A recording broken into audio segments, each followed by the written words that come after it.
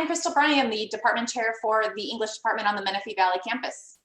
Hi, I'm Andrea Hammock. I'm the department chair for the English department on the San Jacinto campus. We've watched Paul's video and we're ready to transform our PLOs and our CLOs for the English department. We had a choice.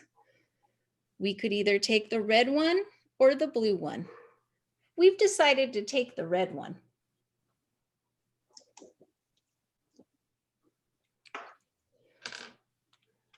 We're ready to transform learning. Let's go.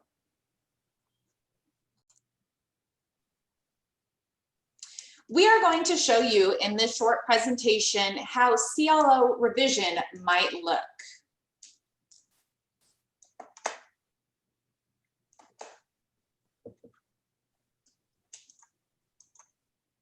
We are committed to helping students reach their educational and life potential. English majors don't just write, and they don't just teach English. And of course, most of our students are not even English majors. So what does that mean for our CLOs?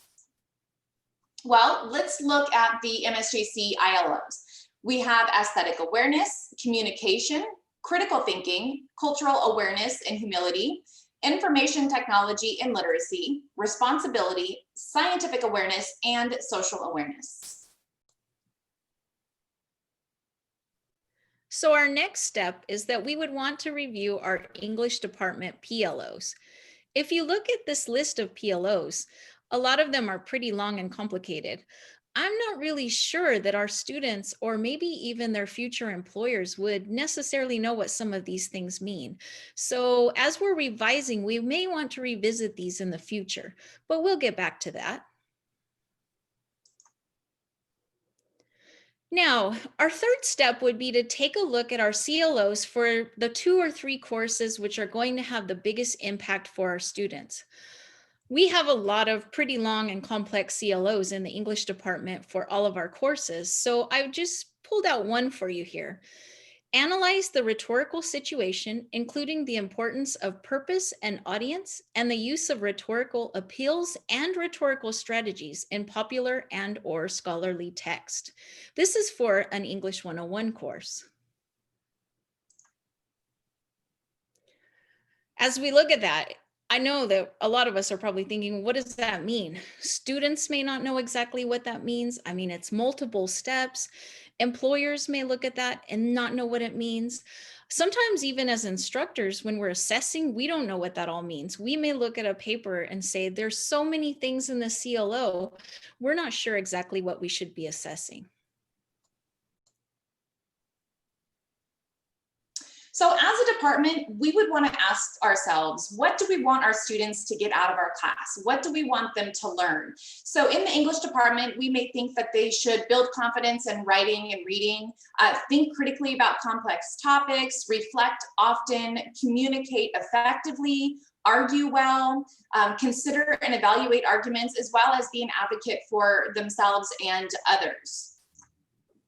So when we are revising our CLOs, we want to ask ourselves, what do we want students to get from our course that they can utilize in 5 years, 10 years, 30 years? What can they utilize in their future careers, as well as their education and their personal life and academic life? And so what we would do is we refer back to the habits of mind, and we can take these into consideration when developing and revising our CLOs. Believe it or not, many of these habits of mind actually are currently in our learning objectives and in our courses already.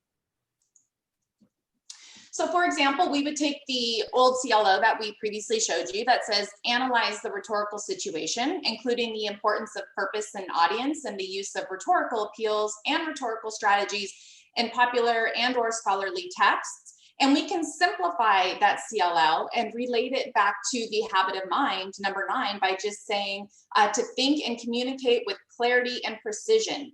Notice how with the CLO, it's more concise, it's less wordy, and we clearly see what we're hoping for our students to get out of our English courses.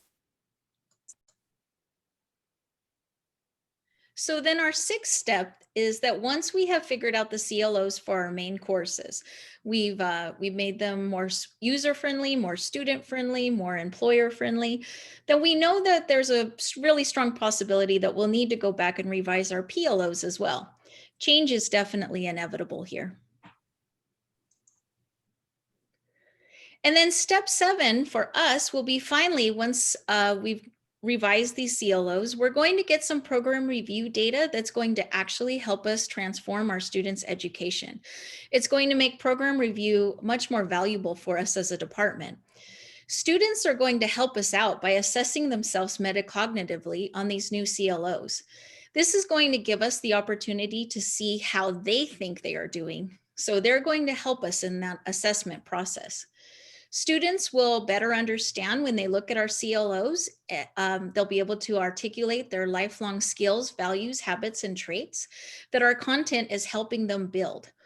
They will make our classes more appealing to students and employers because they're going to actually be able to look at our CLOs and understand what it is that they'll be learning.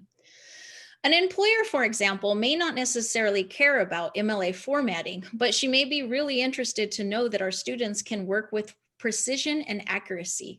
That's a trait that they're building in their classes already when they write those MLA papers for us. Students can build confidence also when they're enrolling in our classes because they will be able to see what we value, their skills, habits, traits, and values that they are already bringing with them. For example, a student who doesn't think that they know rhetoric will be able to look at the new CLO and say, oh, I can think critically. I can write and communicate effectively. So this is going to make some changes for our department. Step 8 is once we have some program review data, we may want to eventually change our courses and or our teaching. And really that's the point of program review, isn't it? So imagine a scenario in English 101. Students across the board in our online classes reflect that they do not think they learned much about thinking interdependently, being able to work and learn with others. We can then make intentional changes to our courses to allow for more opportunities for this growth in our classes. These may be changes to our teaching and pedagogy, changes to our assignments and our assessments, or we may even want to make some changes to our curriculum. Program review becomes the avenue to know what to change about our program so that we can be better for our students. The last thing will be linking the ILOs to the PLOs to the CLOs, which will help us inform and improve teaching, learning, and curriculum, including our course objectives. We've got this.